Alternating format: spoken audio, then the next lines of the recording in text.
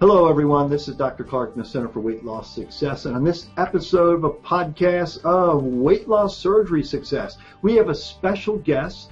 She's a patient of ours here at the Center for Weight Loss Success. Her name is Kathy Williams, and we will be right back to talk to her. Stay tuned.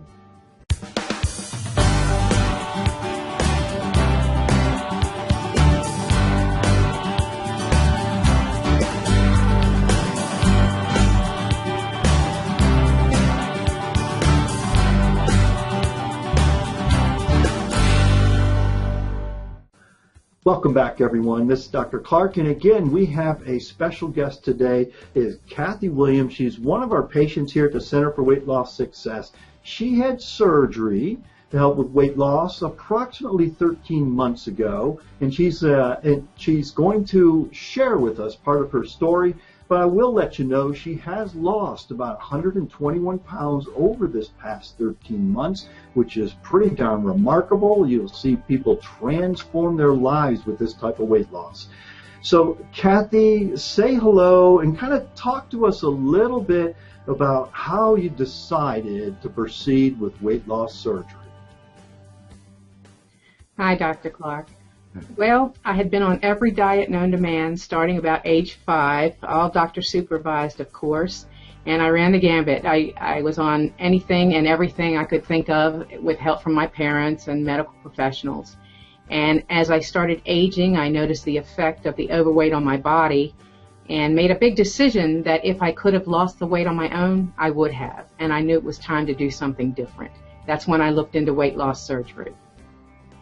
Right, and you told me earlier that kind of even as a child, this was a problem for you. It wasn't just something that it was an adult problem. It's like, no, as a child, right?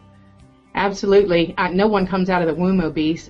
My mother was intelligent enough to realize I had a weight problem from a very early age. That's why she took me to doctors at around age 5 for some type of supervision on what I ate and my activity level. Of course, way back then, they didn't know a whole lot as they do today as far as carbs and the necessary nutrition that you need. That's why I believe the medical profession has come a long, long way in helping people that suffer from obesity. Right.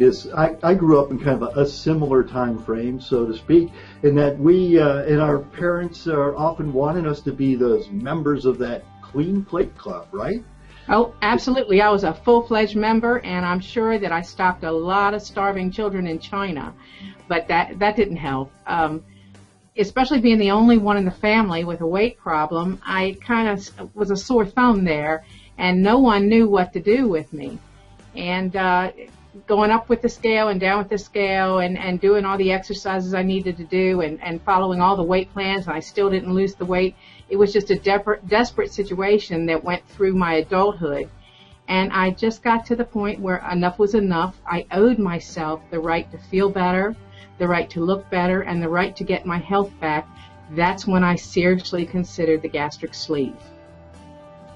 So kind of now you got to that point where you're starting to think about having surgery, and we thank you for picking us, but kind of walk us through that thought process of kind of, how did you decide, what you were going to do and also who was going to do it? Well, I had been looking into weight loss surgery for probably 3 to 4 years before this, and frankly, I wasn't too happy with the gastric bypass, nor was I happy with the lap band. It just didn't seem like it was for me. And then when I heard about the sleeve, it was almost like somebody threw an inner tube around my neck and rescued me. So I started doing a lot of research. I actually went on YouTube and saw the surgery several times, saw exactly what different doctors did. Then I read about the statistics, and then I started looking for a surgeon. I found Dr. Clark's center. I liked what I saw. I love the fact that everybody helps everybody here, and it's not a see 'em and street 'em type of place, that they're with you the whole way from beginning straight on through the whole surgery. And I took this information and I met with my family doctor. We had a long talk about it, and she decided that that would be good for me, and that's why I'm here today. All right. We're glad you are. So kind of anyway, you had a what's called a sleeve gastrectomy. Obviously, kind of some of the choices for surgery. We talk about gastric bypass. You mentioned that. We talk about adjustable bands. You mentioned that. and sleeve gastrectomy. Sleeve gastrectomy is kind of one of the more up and coming, if you want to call it that, surgeries. More and more are being done each year in the United States. And from my perspective, it is certainly one of my favorite operations. After doing weight loss surgery for the last 21 years, I have become a fan of trying to keep anatomy normal if we can. Now, that's not always feasible, but if we can keep anatomy normal, it tends to decrease long-term risk from a nutritional aspect. And so we don't see some of the problems that we see with gastric bypasses from that nutritional aspect, as well as we don't have to worry about mechanical device problems that we sometimes see with an adjustable band. Now, just for our listeners out there, kind of the sleeve gastrectomy, what we do there is we remove kind of about 75% of the greater curve of the stomach. So instead of you having a big floppy stomach that can hold about 2 liters or so, you think of that 2-liter Coke, okay, that you can get at the grocery store.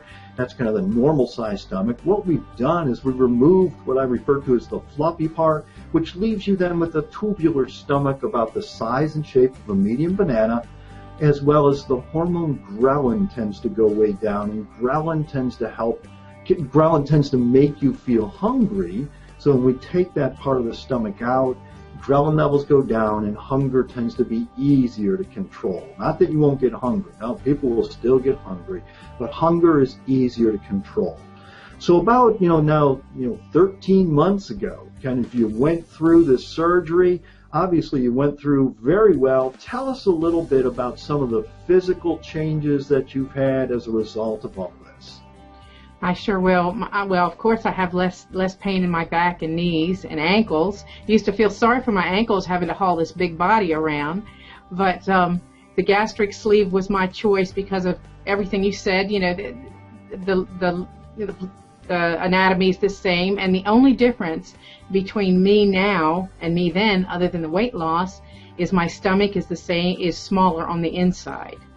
The surgery took me to places that I had no idea a year from now that I would be, emotionally and physically, and I can't tell people enough that the only question they'll have after the surgery is through is, why did they wait so long to have it? I saved my own life, and I hope people out there will see this and realize that this is something that they can do for their self, because they owe it to their self to get happy and healthy, and then any money spent on health is the best investment you could ever make. Right, so some of those changes, kind of walk us through some of the, what can you do now that you couldn't do a year plus, ago when you first were contemplating all this? Well, it's awful to say, but it's the truth. I would take my dogs, my 2 German Shepherds, for a walk. I would make it to the end of the dead-end street where there's a guardrail. I would have to sit on the guardrail, get my breath back, and walk the dogs back to the house. That was probably a half a block.